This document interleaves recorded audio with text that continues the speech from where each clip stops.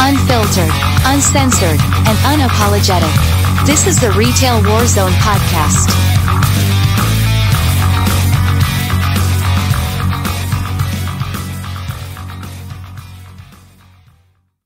All right. Good evening, everybody. So we're going to hit the ground running here. Like I've stated on all the different platforms, this is their forum tonight. They have the floor to say whatever they feel they need to say. I will interject if you guys have questions or, thoughts that you want to add to the conversation. So tonight we have Dr. Jerry Carbo with us again.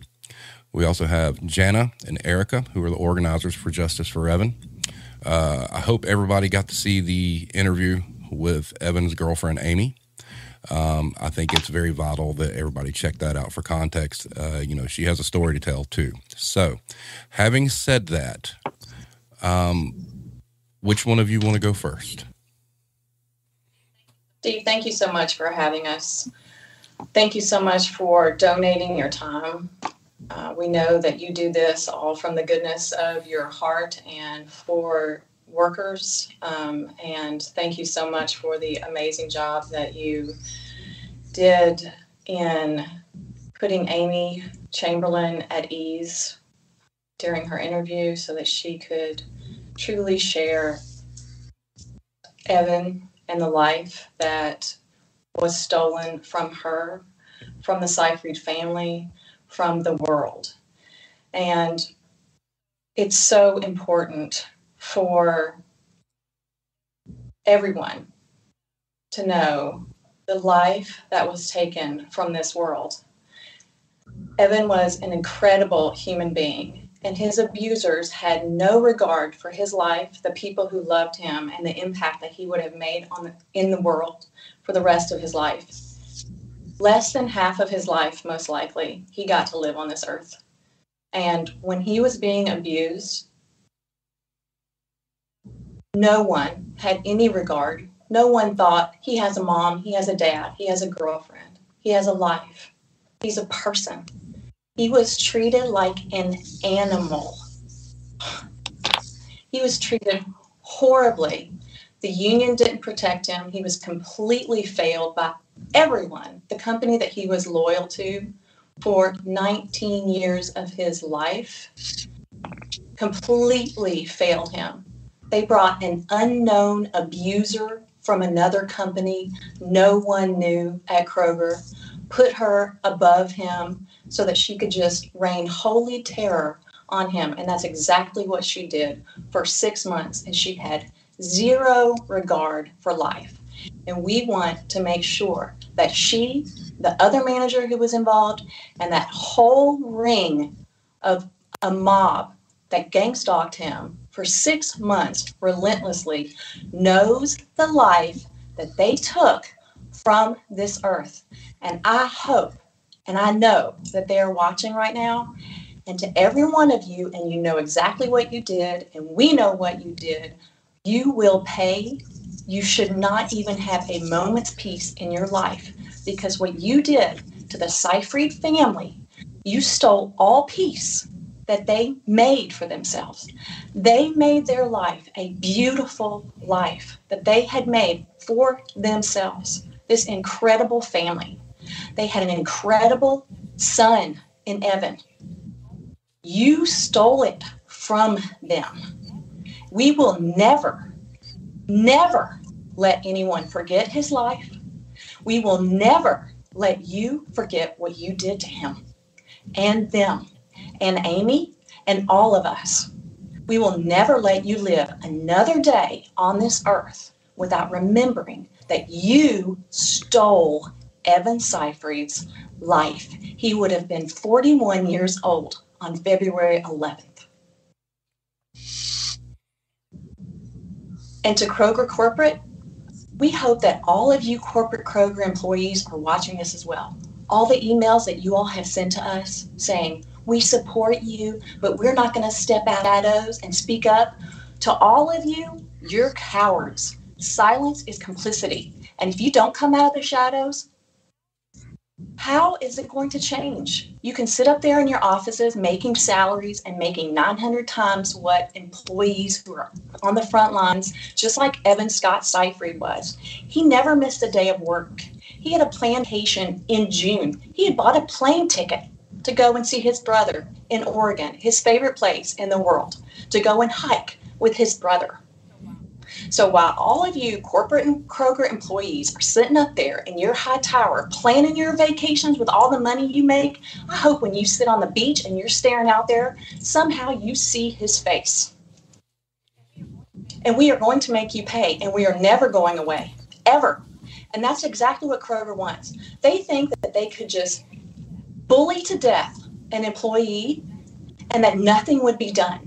And they thought they could never say anything because they have yet to say anything. The union has yet to say anything. No one from Kroger has said anything about this. No one. Not one person. Not one person from the union. Not one person from Kroger. They know this happened. They know this happened. And they're not doing anything. They haven't come to the Seyfried family. Not one person. Not one. From corporate Kroger employees, nor in the store, except for the frontline workers. The frontline workers are the only people who are brave enough to stand up and say, this is what's happening, and this is what's happened to Evan, and this is what's happening to tons of Kroger employees. And these frontline workers are the only ones who are brave enough to stand up. And if the Kroger employees, core Kroger employees, were willing to stand up, let the heads roll. No change is going to happen unless people stand up. So what are we doing? We are standing up. We are standing up for Evan. We are being his voice, and we are never going away. And for anyone who's new to following Justice for Evan and learning about what happened to Evan, please get on the Facebook page. Look at all the pictures that we've posted since July. Pictures of with his beautiful family and the plans that he had made. And look back at all of the things that and to all of you corporate people who haven't been following the page, go back, look at his life, and look at everything that we have done for him. What are you doing for him? He was putting money in your pockets. He's the person who is putting money in your pockets. What have you done for him? What have you done? We're here doing this all the time. This is what we do now. We all have jobs. We all have full-time jobs. But what are we doing? Now we've picked up another full-time job so that we can stand up for the workers that you all should be standing up for. Shame on you, Kroger. Shame on all you corporate Kroger employees. Shame on you, Rodney McMullen. You saw me, Rodney McMullen, in the store that day. I came to see you at the Newport Pavilion Kroger, and you were such a coward. You couldn't come up and talk to me yourself. You sent a middleman, a bodyguard, to step in. You looked right at me. You didn't know who I was at first. You just saw some lady come into the store, and your eyes sparked up, and then you realized who I was. And fear wreaked havoc. Fear. I wasn't afraid of you. You have no power over us, none, and we're going to be in your face until your company changes. And if it doesn't, then all your corporate employees are going to get you out, because you know what? They're not loyal to you. We get messages from them. They know exactly the type of person who you are. And so do we. And so does everybody else.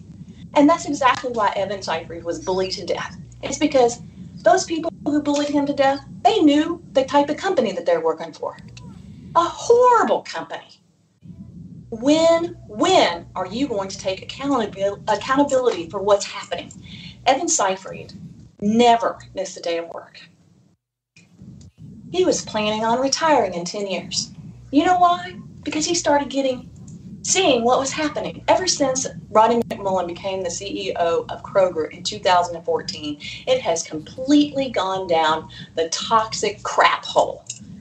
It's how embarrassing it is for Cincinnatians where Kroger started. We were all so proud. Everyone was so proud to work at Kroger. You worked your way up. And that's what Evan Seyfried did. He worked his way up.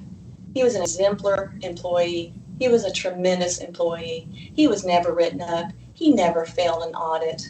I mean, What the heck? Look at the lawsuit. 6 months. Child pornography sent to his phone. Expired product on his shelves. It was isolation, sabotage, stalking. All because one manager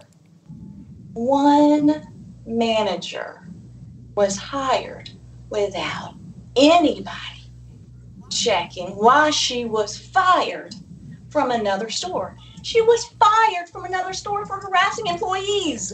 Kroger hired her over Evan. The first conversation that she ever had with him, she told him she'd had a bad day. And as soon as she became the store manager and he went to introduce, and she said, I've had a bad day. It's not the time.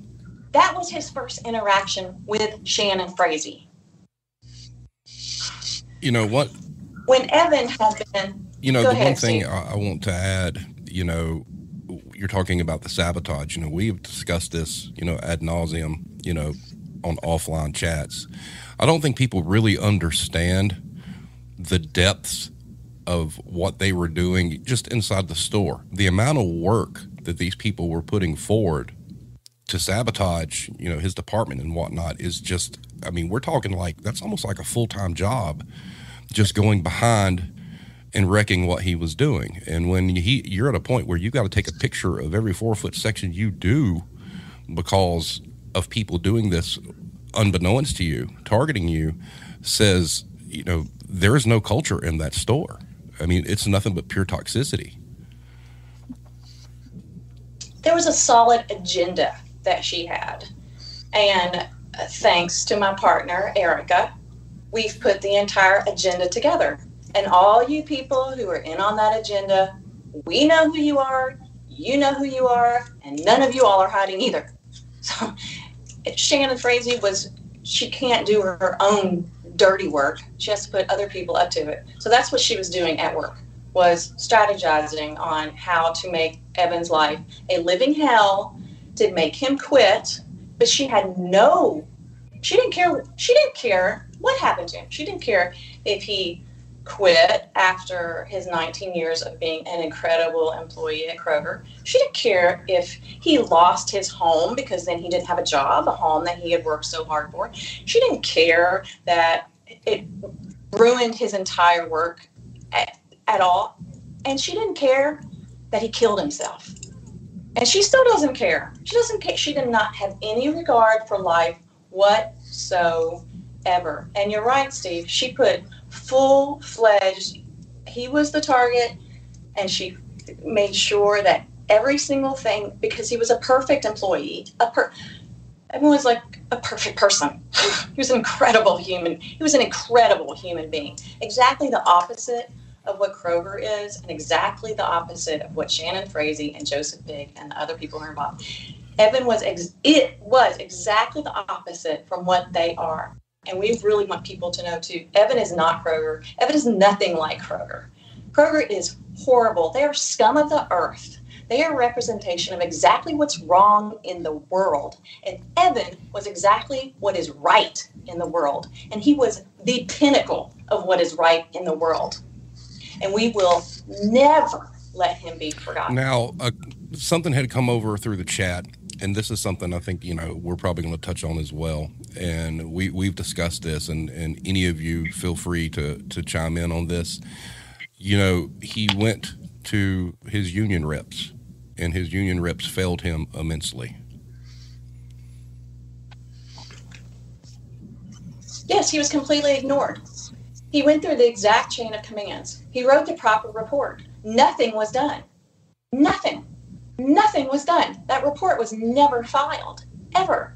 The union completely failed him entirely. And as far as I'm concerned, those 19 years of union dues should be paid to the Seyfried family from the union. That's stealing. They're stealing, and they're still stealing from these employees. Union 75 has not stepped up one single bit to say what they're going to do to protect their employees. Yeah, and I just, to maybe jump in there for a minute, if it's okay. I think it brings up a really good point, that there are lots of things that could have and should have been done. And so people understand, this isn't anything that's new for the corporate world. This isn't anything that managers don't understand. I mean, the research on workplace bullying is decades old at this point. So this excuse that we oftentimes hear from corporations and from managers as well as from unions that we just don't know how to deal with it, or we don't know what we could have done, is just no longer a legitimate excuse. And there are so many things and really easy things that Kroger's could have done. They should have had a strong policy. It should have come from the top of the organization. They should have a decent reporting system, so that everybody feels comfortable reporting these events. And then it should be taken seriously. And I think, Steve, in the interview with Amy earlier, you touched on a great point. I think we're at the point in time where this is so endemic of the American workplace that we have to go to a system where we have third parties that are handling these complaints, because it doesn't happen when corporations take them on. It's a task that's oftentimes assigned to HR, and that's when it's good. When it's assigned to HR, it's bad, but I'll tell you what I mean by when it gets even worse. When it's assigned to HR, it's a CYA type of thing, right? They just don't want to be sued. They want to protect themselves, and they do the bare minimum. And typically, they're going to be protecting the bully more oftentimes than they're protecting the target. But even worse, what I've seen occur over the past 20 years is they've gone to defense counsel and bring them in. And even when they do investigate, and then the investigation becomes an interrogation of the target, because again, all they want to make sure of is, let's drive this target out of here before we get sued. And we need to put an end to it. And we know what the steps are. We know what Kroger's could have done. And exactly right, shame on Local 75, because we know what they could have done too. It's not hard to have anti-bullying language in bylaws. It's not hard to make that a focus of negotiations. It's not hard, even when you don't have it, to take some really just basic humanistic steps that we should expect from unions. Listen to your members. Believe your members. So oftentimes unions don't want to believe their members about this. Why are they even acting as representatives when they won't believe? Affirm what the members are saying. Give them that affirmation that, yes, this is real, because I can tell you, targets, the first thing that they think of is, this is my fault. And they lose that esteem. And then just support them the way that you're supposed to, which includes defending them, but then also protecting them. And those steps are really easy, and they could have taken that. So Local 75 to me is just as culpable as Kroger's is, and Kroger's is extremely culpable from the management in the store up through the CEO. And if they're not held responsible, I hope every Kroger's employee understands this will spread and will become endemic within Kroger's, and nobody will be immune from it. HR folks who think, well, this doesn't bother me, it will, and it will spread. And we know that that's what happens when these things are not addressed the way they should be. It already is endemic. I mean, it's a cancer. It's a virus that runs pretty rampant through a lot of corporations, too many. And, it's the funny thing about this is those that are in higher positions think that they're, quote, safe. But they're not. There's no safe zone for them. I mean, they're just as disposable as the next guy. And that's something to keep in mind. As sad as that is, it's definitely something to keep in mind and be aware of. Jerry, you brought up a good point, and I just want your thoughts on this real quick. You made the point that HR typically is protecting the bully. So from where I sit and what I've seen, that is 100% correct, because I feel like that they're protecting the bully because typically they're salaried managers and they're really focused on just protecting their cash investment in that person. Yeah. And I think that's a big part of it. And another big part of it is its control. Workplace bullying, the reality is this is a great way to control people. And this relationship is always about control. And for management, they never want to give up any level of control, including, addressing a bully who's able to, in essence, use these terrible tactics to control their workers. And it goes right. Part of that goes back to what Jana said, which is an incredibly astute statement, that so often workers, they're not viewed as humans. They're not treated as humans. And a big part of that is too often that managers are narcissistic, sadistic, opportunistic, and even psychopathic. And that's literal.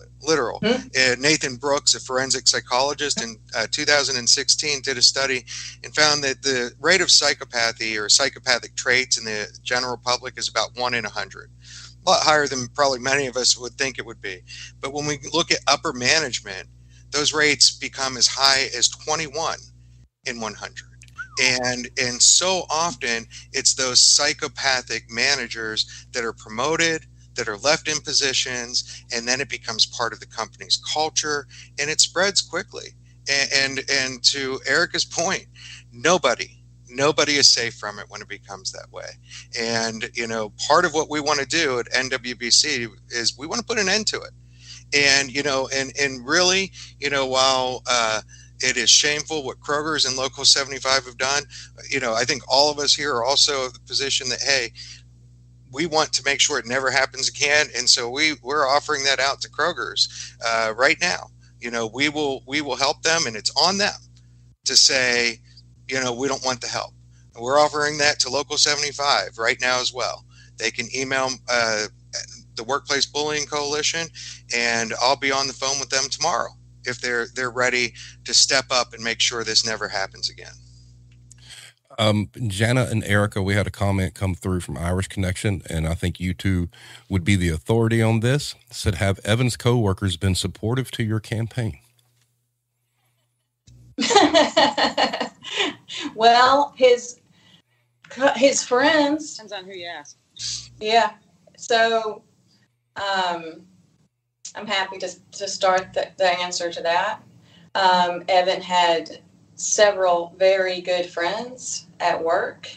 All of his friends have been incredibly supportive. The store management, the people who, obviously, they're not supportive at all. I went into the store to pass out buttons that Amy Chamberlain, Evan's girlfriend, had gotten for us, the Justice for Evan buttons, not to antagonize nor harass Shannon Frazee, but to provide support for the employees.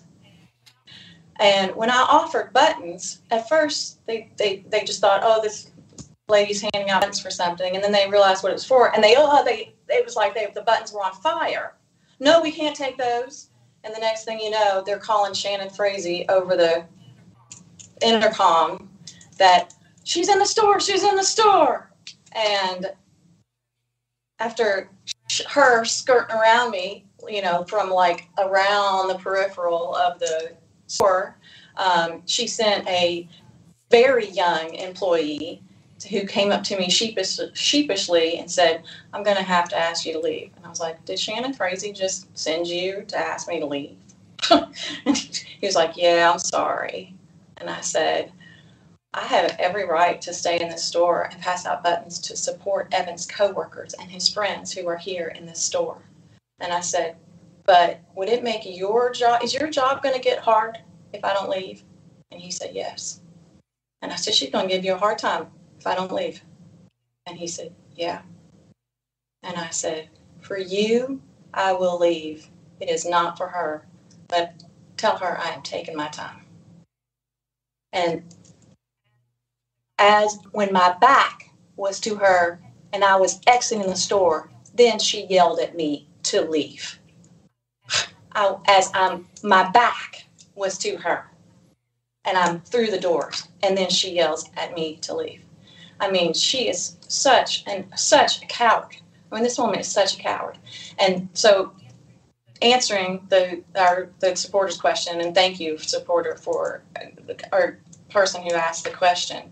The people who worked under Evan, We have gotten so many messages from them of the extreme respect that they had for him, and that nothing but kind words from other people who worked with him, and from other stores as well, the employees who worked with him from past stores, because Evan was always willing to transfer. That's why he was at the store. That's why he was at the Milford store, because he transferred because a friend of his asked him if he would transfer to Milford. And he said, sure, even though it was like a 9-mile further drive from his home. He said that he would. Because the other man who was working at Milford wanted to transfer stores. So Evan volunteered. That's why he was working under Shannon Frazee. He was working there when she came on to the store. So we've got many messages from employees. I'm really glad that this question was asked, because we may not have addressed it during this podcast, about the extreme amount of kind words that we have received about Evan from people who worked with him in the past and from customers. And guess how many we've gotten about Shannon Frazee? Guess how many negative messages we've gotten about Shannon Frazee? The list is endless. We have gotten, and we're a public platform. I mean, we're out there, and if anybody looks back on the page, we have public events. We have, we're always doing something. We're always out there. We've been out there since day one, mid-July. Anyone can always message us. We've got no good comments about Joseph Pigg or Shannon Frazee. The opportunity that is given people to feel safe, to come forward about their horrific stories, about these abusers, and not one good thing. Even people in their personal lives message us and say, these people are horrible, and we cannot believe that they're actually managers of Kroger. Like, we can't believe that these people, we know these people. These are horrible people. When we hear from neighbors, we hear from people who know them. We can't call these people their friends, because as far as we know, these people have no friends, because no one has come to their defense at all. No one. And we blast them. We blast them on social media. I stand outside with a sign that says Joseph Pigg is a sexual harasser and Kroger doesn't do anything about it, and plastered all over the place. And not one person comes to his defense, not even anybody who works for Kroger. The only thing we get is a flood of messages from young girls saying, me too, me too, me too, me too. And Joseph Pigg said to Evan, because Evan had, when Joseph Pigg was working in the store with Evan's co-workers, female co-workers, had reported Joseph Pigg for sexually harassing them. They had reported him. Nothing was done. The harassment continued. I mean, what? This does not take rocket scientists, Kroger corporate employees. What are you thinking? So they came to Evan because he was always known to help. Evan would help in any situation. He would stop what he was doing and help unload a truck. He would always do lifting. He helped in any way at all. Evan was known as always being there. Evan was an incredible listener. Evan was an incredible person, and he was the same way all the time. Evan was consistent all the time. He was an incredible person in his personal life and in his work life. To him, it was one and the same. You're a good person or you're a bad person. So now, to your point, I want to share with you a comment that was left when I first started, posting the Justice for Evan movement on our Retail Warzone fan page.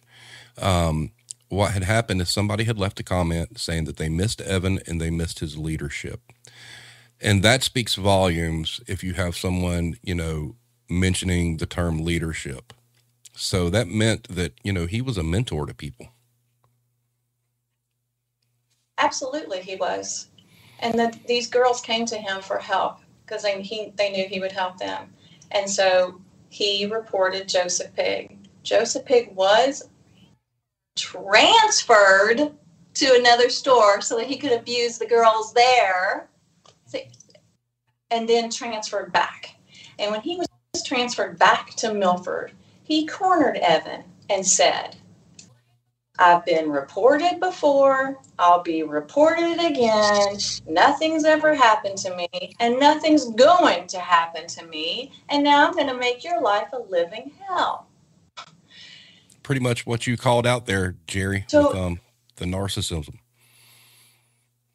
Yeah, it definitely fits that vein. And I would just add, another thing that Kroger's corporate really needs to think about in this conversation is that Evan not only did the right thing, but I used to be on the other side of the table, and I used to be in HR, by the way, with a couple of different Fortune 50 companies, and he really did what I would expect of my managers by bringing these complaints forward, and and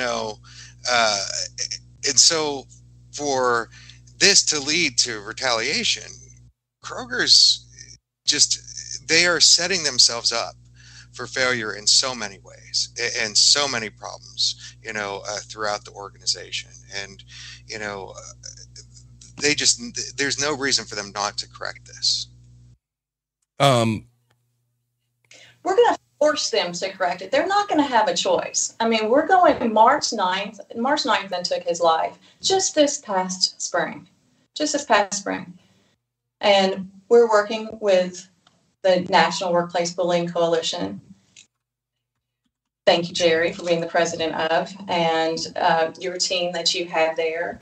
And we're working closely with them, and we're going to get legislature passed in all 50 states under the Dignity at Work Act that's going to make it illegal that what happened to Evan, and which it's unbelievable that it's legal within companies, that companies would tolerate this at all, and that we, the people, have to stand up and do this ourselves. I mean, corporate Kroger, Ronnie McMullen making $22 million a year and spending ridiculous money on that ridiculous advertising campaign with all those little cartoon creatures, and then he puts out this huge list of ways to be resilient in the workplace, which I sent that to you, Steve, and it's laughable. I mean, Erica and I find all these, and we get sent a lot of stuff. I mean, Kroger corporate, if you think your employees are loyal to you, they're only there to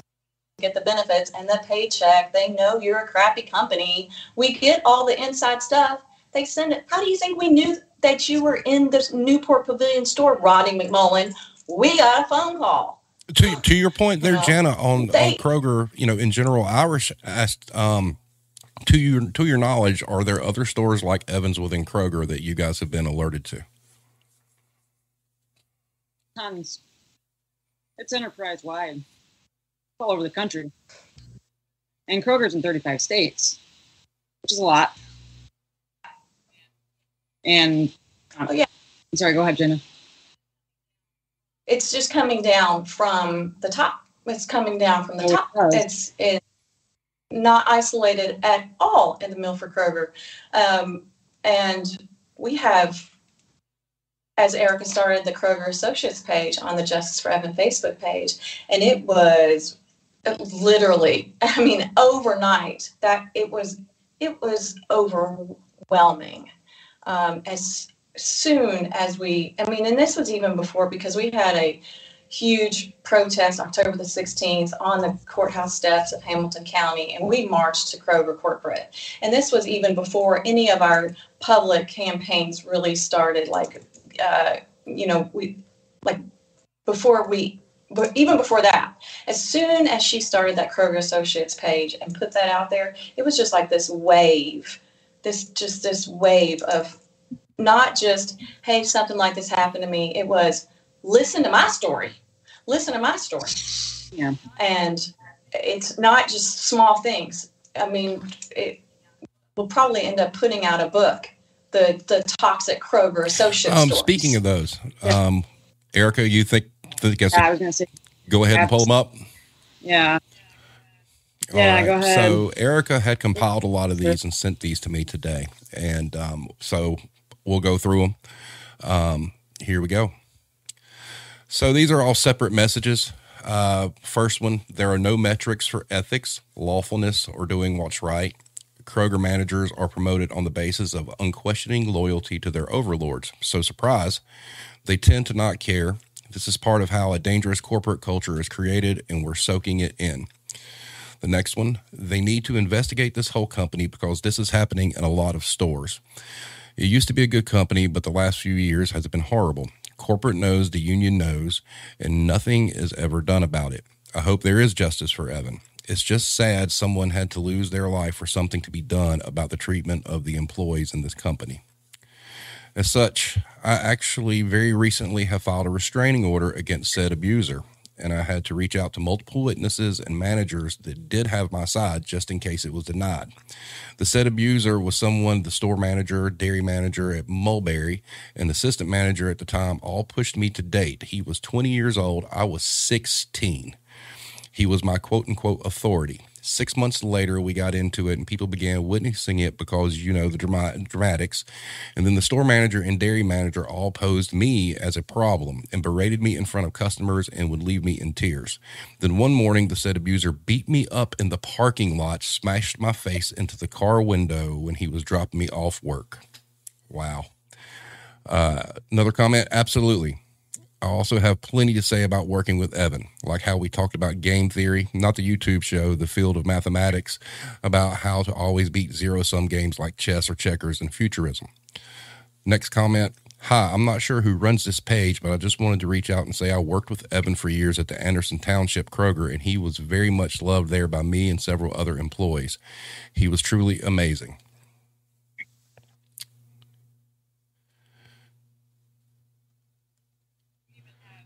We even have quite a bit of people from Australia, matter of fact, that have followed Speaking us. Of which. And Australia is like one of our Uber fans. So in reference to that, the one that you sent, this was an email sent to Friday to Kroger from Australia, directly to Rodney McMullen. Rodney, I was quite affected by the reading of the reasons for Evan taking his life. It appears that he was a dedicated employee doing his best for Kroger. From what I am following in the court case, there are many allegations of extreme workplace bullying that were taking place at Kroger. He appears to have followed the Kroger policies and procedures regarding reporting these. It further appears that these did not provide any help to him. I ask that you consider seriously how your company will manage this in a way that demonstrates understanding of the extremely serious effects workplace bullying had on Evan and also on current and future employees of Kroger. Another one, I went through a similar, albeit much more minor situation when I worked for Kroger in 2008. A supervisor did not like me, and I was getting random threatening calls from unknown numbers. This supervisor was having an affair with a store manager who did nothing except put me on leave and essentially forced me to quit when I finally had enough and confronted the supervisor about the harassment. The supervisor gave out my personal information, referred to me as faggot and retard to other associates, and tried to sabotage my work. Nothing was done. Yet the one day I finally stood up to her, I was in the wrong somehow. Another comment. I wanted to let you know you were doing a good job raising awareness and supporting Evan. Not everyone who is bullied from their coworkers and bosses receives support like this or justice. I hope Evan's family and friends get justice. Unfortunately, I know how he felt. My bullies were never punished or fired. This makes me so sad. I'm a retired Kroger employee, been retired for 11 years after working 44 years. The company today is not the one I worked for. I am so sorry about what happened to Evan. I can't believe people can be so cruel to others. Rest in peace, Evan. And it goes on and on. I mean, these were some very striking and terrible comments. And, obviously, to your point, Erica, when you said it earlier, it is endemic. It's everywhere. Yeah. And it's nothing new. I mean, it just seems to be running more rampant, especially since the beginning of the pandemic. It's just heightened everything.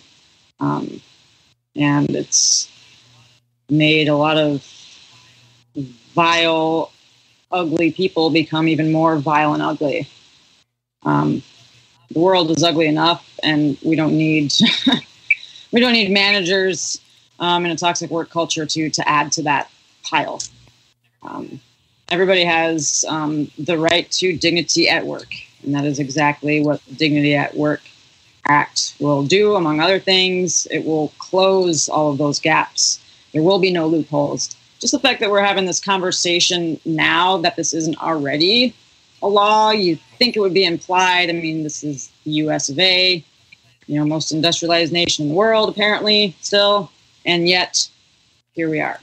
We're, for as advanced as we are, we're very regressed in our human interactions. And the human condition is, it's in peril right now, and it needs to stop. It needs to change. And that starts with us as individuals, just doing our part. Just be kind. It's not that difficult. Just be fucking kind. It's not hard. And just to let everybody know, in the description of the video, all the links for Dignity at Work, the NWBC, all of the Justice for Evan pages, they are there for you to go click and read through. And I implore all of you to read through it all. Not as long as the lawsuit, mind you, which was 30-some pages. It's not quite. And it's not NSFW either. No, so. It is not. And I have to say, yes, safe for work. And when Erica sent me that, and I've got to say that you were 100% on point, Erica. You told me in that email, once you read it, you're not going to be able to stop. And it is just right. Can't look away, Yes. You can't help but look. It is. I mean, I read it twice because I couldn't believe what I was reading. I thought it was like a movie script. I'm like, this shit is not real. Like, so this is a really good question. And that's part of what it's still hard for me to wrap my head around. It's still very difficult for me to wrap my head around, which is exactly why I'm doing what I'm doing. I mean, I consider myself like kind of an employee advocate / liaison. Got a lot of time in retail myself, so and I'm good with people, and I listen. And these supporters, those that follow the page, they need a voice, especially those that have suffered tremendous toxic work environments, harassment, bullycide, mobbing. And I think that we are and have been that outlet. We've been like the only outfit for so many people. I was very not shocked, a little surprised, but not surprised at the same time. You know what I mean? But it's all just been very, listening to those people's stories or reading those people's stories has made me, value things even more so. You gotta cherish what you have, cherish the life that you have, because as we know, Evan's life was cut tremendously short, and we just don't want it to ever happen again. So, and there's a great comment that came through that references the work that all of you were doing. It says, as a parent, knowing that grocery stores in general are a common first job for many teens, I would want people to do the job you guys are doing to show how awful the Kroger culture is to prevent it to be the first job experience of anyone. Yeah, that's actually a good point. I'm actually kind of glad that was brought up because, when, I was a teenager, it was like, well, either a grocery store, right? Or fast food. It's like, do I want to come home smelling like this? Right. Or bag groceries. So I opted for bag groceries. Yeah. And I think it's a great point too, in that, as a parent of a couple of my kids are a little bit older, so I don't have to go through that again at this point. But my youngest one is just sort of getting to that age. We don't think about the environment that we're putting our kids in. And there's a lot of this idea in the United States about this, let's develop their work ethic, right? Which part of that is rather than allowing them to be kids, which I think is disappointing to begin with. But the industries that they tend to work in are some of the worst for things like harassment, sexual harassment, as was mentioned earlier at Kroger's, the fast food industry, it's rampant there.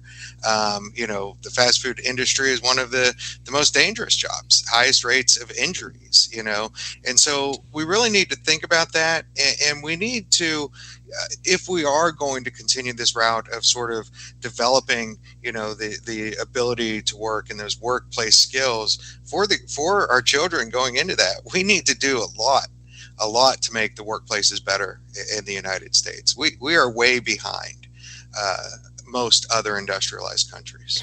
I've got a question from Irish Jerry that I think is right within your wheelhouse. He asked, what needs to change to stop this from happening again? Is it more about workplace toxic culture or legal regulations? So it's really four things at least, and culture is number one, right? You have to get it out of the culture. You gotta be signaling the right things instead of the wrong things. Kroger's signaling the worst things here. Keeping abusers in the workplace is a terrible signal for the rest of the organization, and it creates a culture, and nothing's going to change that culture, once it's embedded. But when we're looking at this at the macro perspective, we need three big steps. We need one, strong law with strong enforcement. Right? It's not enough to have laws on the books. We have Title VII of the Civil Rights Act. Workplace harassment under that, based upon protected statuses, has been unlawful for 30 years. It's still rampant in the United States. So the law needs to have strong enforcement. We need to fund it the way it needs to be. We need a strong labor movement that's focused on what they should be focused on, and that is protecting their members. It is about the day-to-day protection of members and assuring their dignity. So we need to fix the labor movement and then build the labor movement. And then the third thing is, even those two things, we can't get to every employer.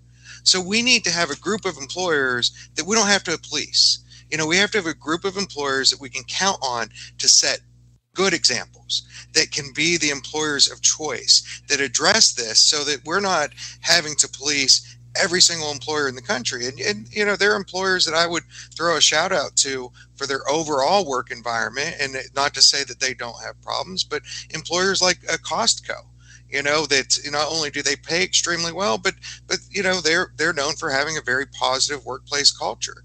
And as a result of those two things combined, they're one of the most efficient companies across the country.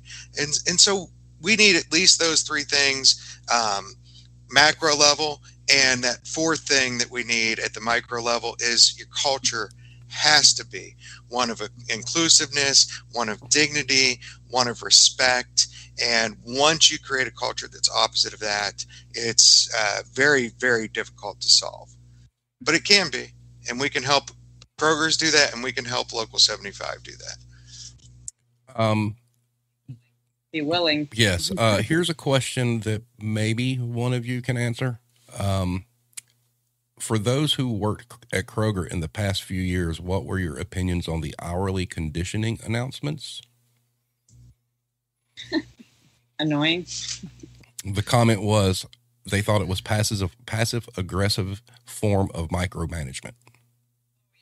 Oh yeah, I mean it's kind of funny. Actually, it kind of reminds me of a little bit of a Big Brother, very dystopian. Just the announcing over. It's like, where's that coming from? Whose voice is that? It's very, it's very, very Orwellian. So they're definitely not the only one that kind of gets that vibe, because I totally get that. 1984. That's what it reminds me of. Fair enough. I think. And it's not far off. I mean, honestly. Yeah, I think that's the answer they were looking for. So I think you nailed it.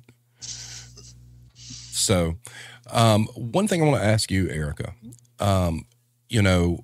you have done, just by, the boots on the ground stuff I've seen you do, helping Jana with the social media and whatnot. You do a really, really good job, of getting that stuff out there. And I love the fact that you're fairly aggressive about it, in a good way. So I just really, really want to commend you for that.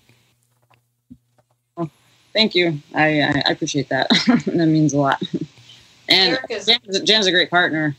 she's very very easy to work with, and she listens, and she's got heart and tenacity. She's a lion. She's more of a lioness than I am.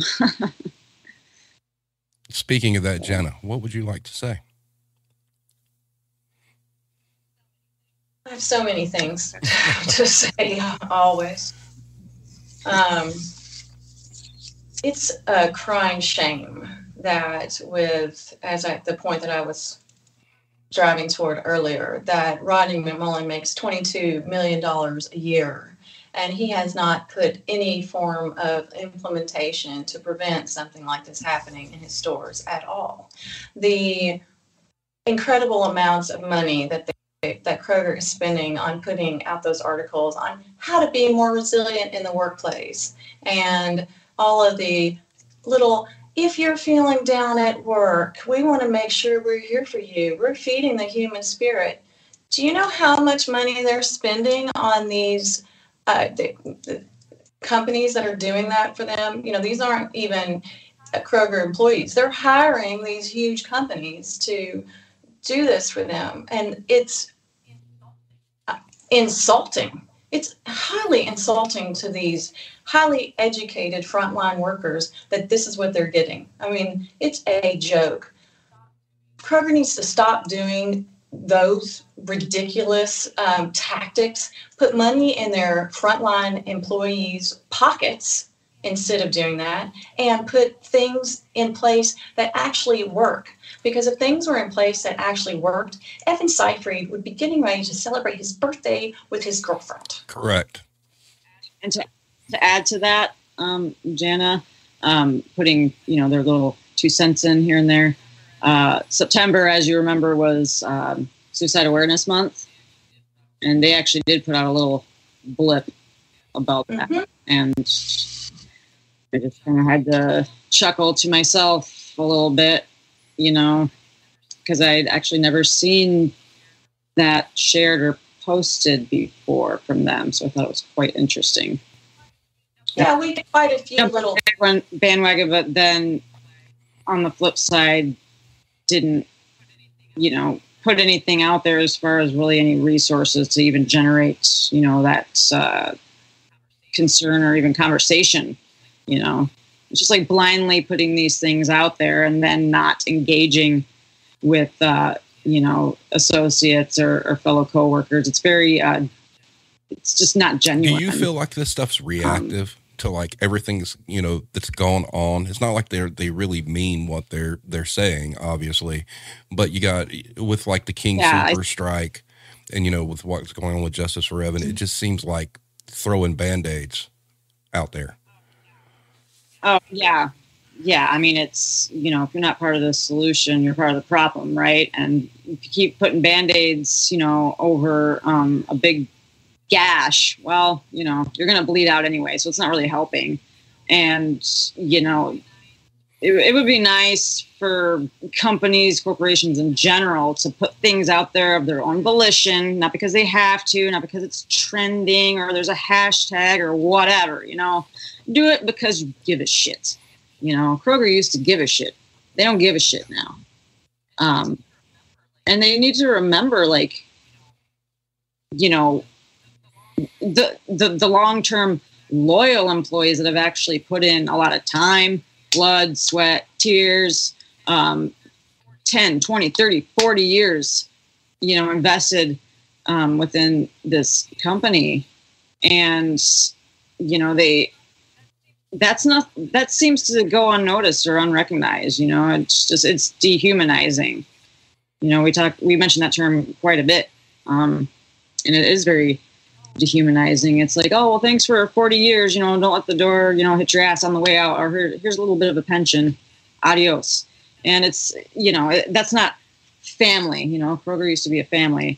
It's a very dysfunctional family now, mind you, but it's just not, it's not even just a job. It used to be a career for some people, and it's not even just a job, because jobs aren't supposed to suck you lifeless. They're really not. I don't think so. So yeah, we got a long way to baby, but I think, there's so many of us that have the drive and the willingness and the networking and the resources and awesome people like Jerry Carbo from NWBC, and obviously you, Steve, that have this awesome podcast to be a voice for and a platform for workers. So thank you for that. And I think, speaking of we're all in this together, Kroger likes to use that term. It's an empty statement that they say it, but when we say it, we actually mean it. 100%. Dead on. Yeah. Yeah, none of us knew each other. For you listeners, Erica reached out. I'm a close friend of the Seyfried family and have been for 20 years. And when Kroger did not do the right thing and actually take accountability for Evan's death, then they messed with the wrong family. Oh, yeah. Kroger messed with the wrong family. For all those families all those employees who have been abused by Kroger, who don't have a friend like me who's going to stand up and speak out if their family member ends up dying, and then actually can't have the whereabout to start a social justice campaign, and then actually has the fortune to have an incredible human being from another state across the country reach out and say, let me help you. And then next thing you know, just this team of amazing good people are saying, let's help you, let's help you, let's help you, let's help you. Do you think that the bad side, do you think that's happening for them? No, they're going to drown. Because the good people, we all come together. And the bad people, they kill each other. That's what they do. They just continue to shut each other out because, as Jerry had referenced earlier, 1 out of 100 managers are psychopaths. Guess how many 1 out of 4 CEOs are psychopaths? So they're not on the same team. They're all just trying to scrapple their little way, stepping on each other up the ladder. People cannot survive like that. And what Kroger gives to us, those little droplets of, suicide prevention, little tags here and there, that's so patronizing. I mean, show us that you actually really regret what happened to Evan Seyfried. You show us that. Stop giving us all those little bullcrap little statements. I'm tired of those. All your employees are tired of those. Stop spending money on that. Come forward. Say you are accountable for Evan Seyfried's death and you need to change. And we're going to stay on top of you until, I'm talking to Kroger, until you change. And then we're going to make sure that you are changed, that you stay good. Because we know you don't want to be. We know you have to be forced to do it. It's not going to come because you want to. And Rodney McMullen came from Eastern Kentucky. I came from Eastern Kentucky. And Rodney McMullen, shame on you. Shame on you. All of us who are proud Appalachian people are shame on you. You worked your way up. You worked your way up. You went to the University of Kentucky. I lived right down the road from University of Kentucky. Those are my people. Those are my family's people. And it is a righteous embarrassment that you have not stood up and done the right thing. I mean, where is your Eastern Kentucky heart, Rodney McMullen? Where is it? It's not in you anymore. It died and money replaced it. Your heart bleeds green, not red. There's a comment that came over from Hero 130, and I think it sums you two up perfectly. She said, can you imagine if all Fortune 500 companies had just 2 people as passionate and active about their employees as Jana and Erica, what a different place those companies would be. Thank you. Wow, thank you. I agree. I do too. Yeah. The smart viewer. Very smart viewer. Probably a Kroger employee too. Because we're very skilled and smart like that. So we are. And there's a whole lot more of us out there. There's a whole lot more of us out there, and they're just they'll come on board. They'll come on board because our team just continues to grow and continues to grow. And on March 9th, going to be a whole lot of us standing on State House steps across the country, screaming justice for Evan Seyfried, justice for all these employees who are being abused right now. 16-year-old girls are being abused under Joseph Pigg, who has been promoted to a store manager in Goshen, Ohio. That's what Kroger is doing for sexual harassers. And anyone who's listening to the podcast and thinks, oh, surely Kroger wouldn't do that. Surely this is all just like, surely not. This is all just rumor. This must just be all gossip. Let me tell you, 16-year-old girls are being abused at Kroger by managers, and no one cares except for the people who are standing up for them outside of the stores. No one in the store is standing up for these employees. And it is unbelievable. It's just unbelievable that Kroger would rather say, oh, we're going to save face because there's a lawsuit against us that's mentioning these two managers' names, instead of actually protecting young girls. I mean, this is unbelievable that we are living in this world. Think about that. Think about that for a second. Yeah, and when you're talking about minors, then you're dealing with a whole other set of bocce balls, and I also wonder, do these minor employees, do they ever go home and tell their parents about this stuff? And if so, why aren't the parents marching in those stores and beating the hell out of people like him? Quite honestly, I think all three of you are parents. That I also wonder about that. I mean, because you're dealing with criminal territory there. That's when the cops should be called. Screw corporate. That's not even a corporate issue. They've probably been intimidated to not say a word to anybody. Well, then there's something weird going on in the state of Ohio. That's all I got to say. It's like the Twilight Zone, because that doesn't fly in a lot of areas. So I don't know what the hell is going on in Ohio. And y'all got something going on there. I don't know what it is. I don't know if it's in the water. I don't know if it's in the air, but you guys need to check yourself and check quick, because y'all are effed up. Well, with this, along with a lot of other things, I feel like, the overall working conditions and climate for employees, I mean, we're reaching an apex of where we're on the cusp of major good change. And it's only going to take a few dominoes to fall before we see that shift. And it's grassroots movements like what you guys are doing, and what the NWBC does. It's a constant, foot on the throat pressure. We're closer now than we have ever been. Okay. But there's still a lot of work to do. And, I believe everything that you three do, is key in getting us there.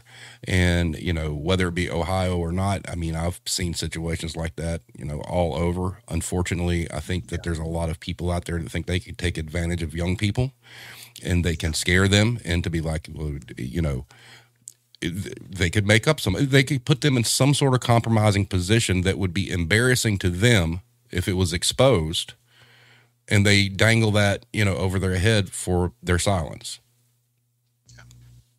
Yeah. And it becomes a training ground too, is one of my concerns. This is what workers grow up thinking, that this is just what happens in the workplace. And, and kids don't know what their rights are. 16, 17, 18. I asked my business school students at the age of 21, what are your rights in the workplace? And they don't know. So to expect, 16 and 17, 18-year-old kids to know what it is, they just don't stand a chance. And so much of what I see, makes me think back to the mantra of the early industrialization period, where employers, just blatantly would say, why hire a man for $1 when you can hire a child for a dime?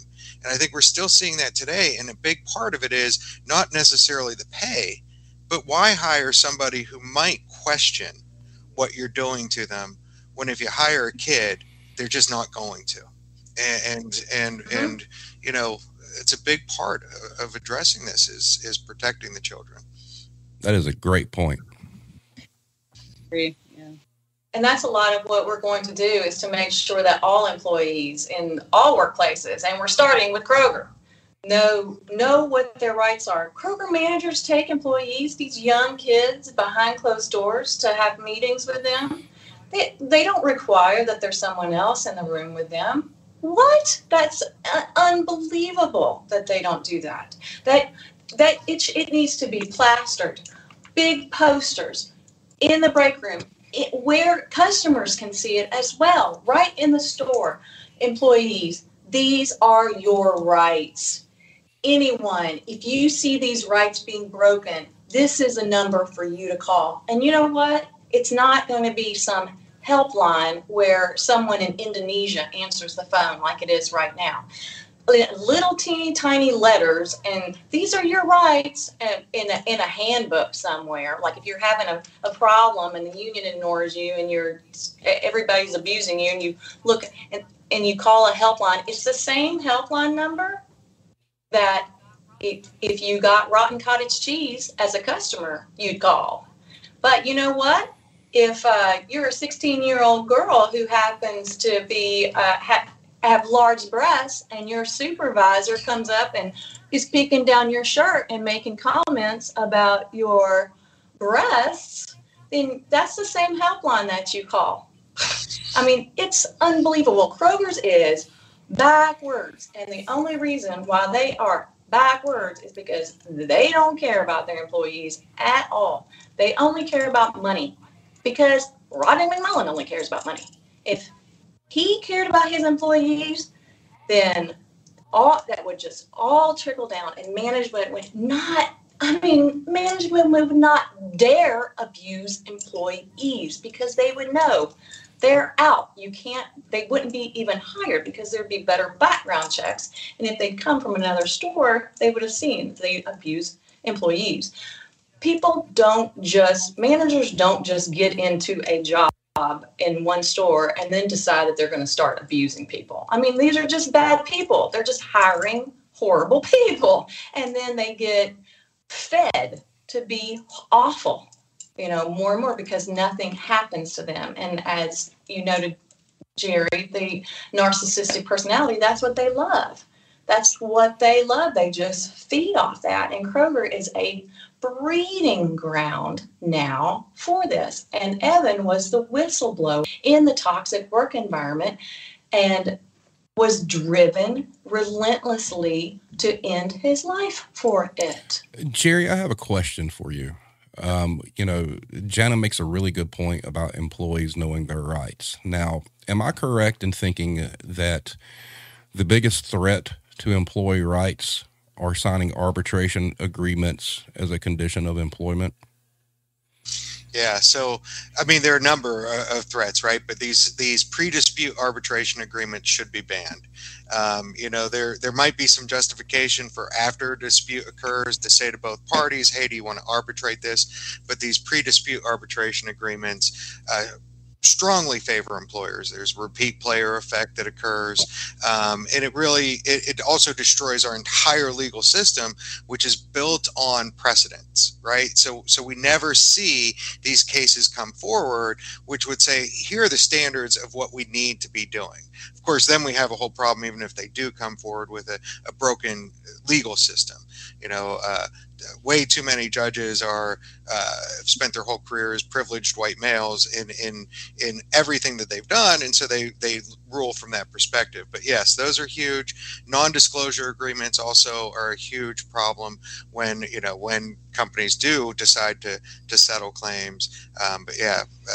The pre-dispute arbitration agreements that are oftentimes simply part of signing up at orientation. Mm-hmm. Here's a sheet you need to sign, and the courts have said, well, that's enough of an exchange to make that a contract. And I'm not seeing the consideration really exchanged there.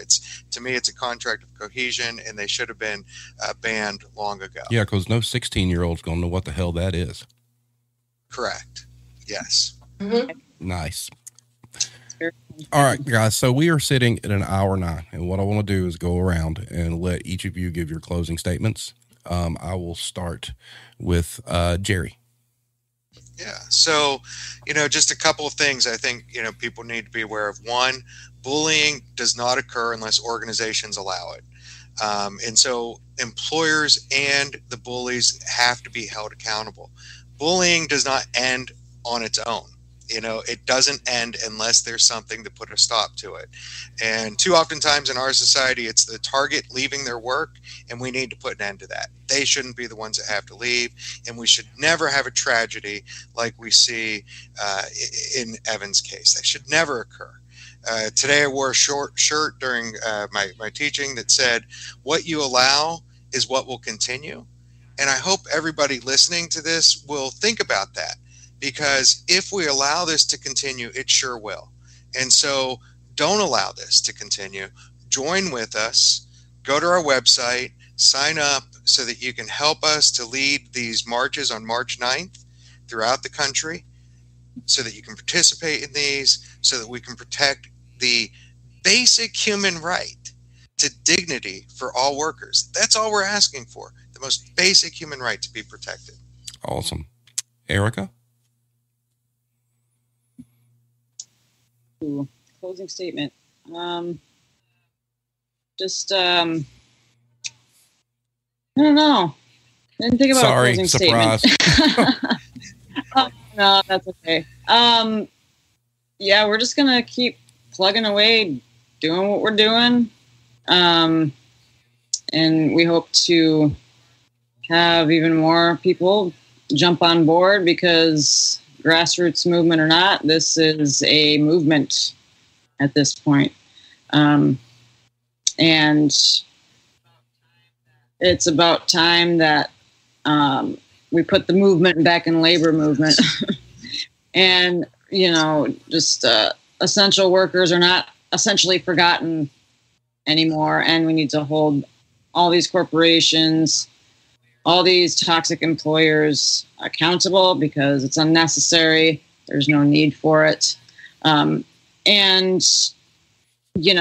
just I hope to see solidarity again, or even stronger, amongst all workers, not just Kroger, but all essential workers across the country. And we've got the March 9th national protest coming up, and we'll be posting more about that very soon. Just trying to get our ducks in a row, where everybody in each state can have a voice, have a platform, and show solidarity and be a show of force that way. And follow the page. We're on Instagram, Twitter, Facebook, and we hope to see you out there. Feel free to message us anytime. Join the group. And if anybody at work is giving you shit, just document. Absolutely. Jana? Yes, as Erica said about the March 9th, anyone who wants to participate, no matter what state that you are in, message us and we will tell you. We have a lead protester in every state, and we will get you in contact with the lead so that you can meet up with them and join. And we value and appreciate so much every single person who has come out to the candlelight vigil, Evans Memorial at the end of the summer last year, the big protest that we had here, all of the supporters who have followed the Facebook page message us and supporting us personally as well, and they're sending their messages to the Seyfried family. It means so much. What the Seyfrieds have lost is incomprehensible for people. I mean, Evan was an incredible person. He was his mother's very best friend. They made meals together every Sunday. When pandemic started, they started making a dessert together. There's a photograph that we've put out a lot. We stopped putting many photographs on the Facebook page, because that's why I encourage people to go back and look at the photographs that we had put up initially. It's incredibly painful for the family to see pictures that come up, It's a very difficult thing. His mother wants to look at the Facebook page, but she doesn't want to look at it, and we want to protect her. And it's it was very damaging for her to be seeing photographs. They're in grief. They're grieving. These people are not going about their lives. They have not started living. If you think about someone who has lost a loved one, and then you picture them like going about their life after, it's been almost a year. They're not. They're suffering. They're really, really suffering. His mother lost her very best friend. They talked on the phone every single day. They're all very close. They're a very close nuclear family. 2 kids and a mom and dad. And they're very, very close. All of them. And it's just been absolutely a devastating loss. And I know that on a separate note, I know that Evan's abusers this is a nightmare for his abusers. This is a nightmare when Shannon and Joseph and the other members of the ring who were abusing him to his death, they never once thought in a million years that justice for Evan would start. They just thought they weren't thinking. They only had their own agenda. They weren't thinking about his life at all.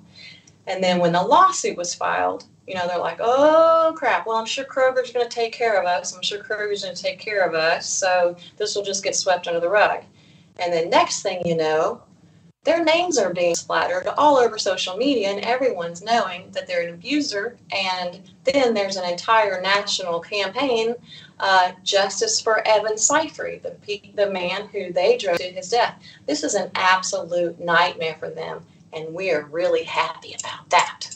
We want to be their nightmare. They drove Evan Seyfried, a man with no mental illness, who had bought a plane ticket to go and visit his brother in Oregon, who was living a wonderful life until Shannon Frazee became his store manager. And then a 6-month campaign to drive him insane. And then had an episodic break and took his life. So we know that those abusers now are very uncomfortable, and they should. We want them to be thinking about Evan Seyfried every moment of every day. And on a final note, I want to thank the Seyfried family for the beautiful picture that they provided for us for the podcast. That is Evan. He loved animals, and that's Evan with Maggie. Maggie is his mom and dad's cat, and Maggie's not a big people person, but she sure is an Evan person. An Evan cat, and she loved Evan, and she loved it. He had just the right way with her, and he loved going over to his parents' house and seeing Maggie and loving on Maggie, and that's a beautiful picture of them together. And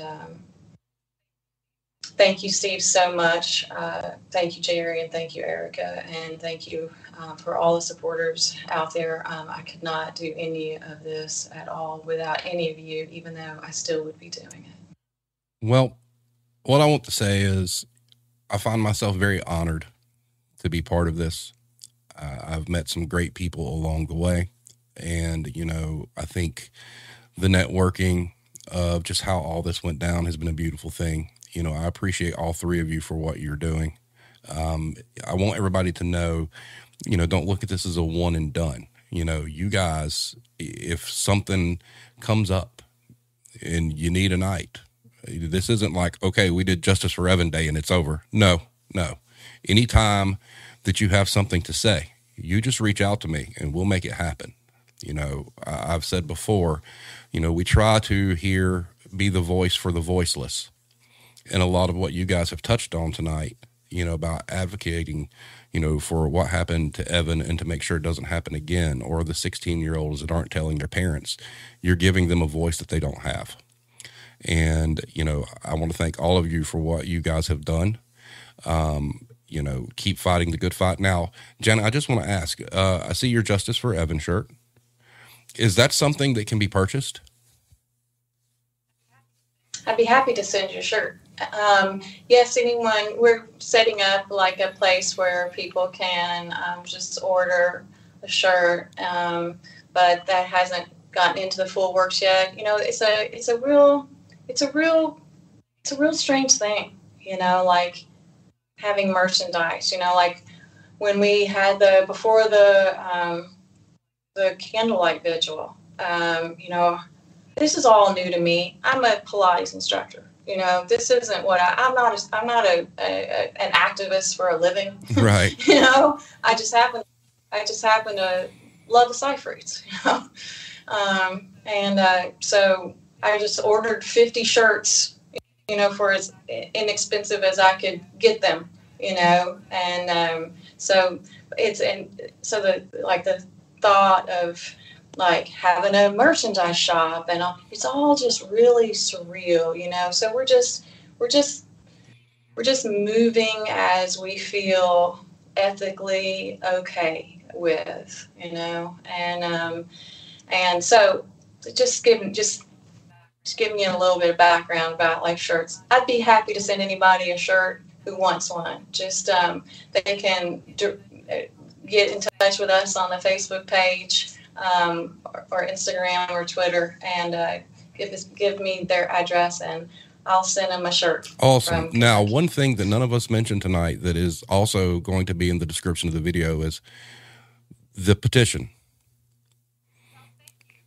And so that's listed down below when this video, goes from being a live state, to just like static. If you have not signed, please go sign. I think, Jen, is it still hovering around, 500 signatures needed?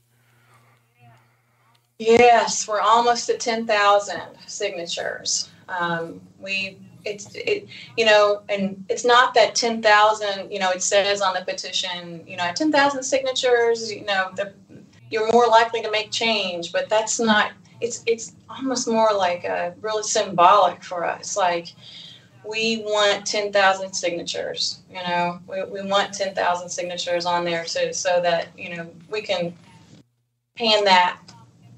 print off every single signature and send that directly to Rodney McMullen, and hopefully that'll just increase to 20,000 before we know it. Because I'm such a believer that,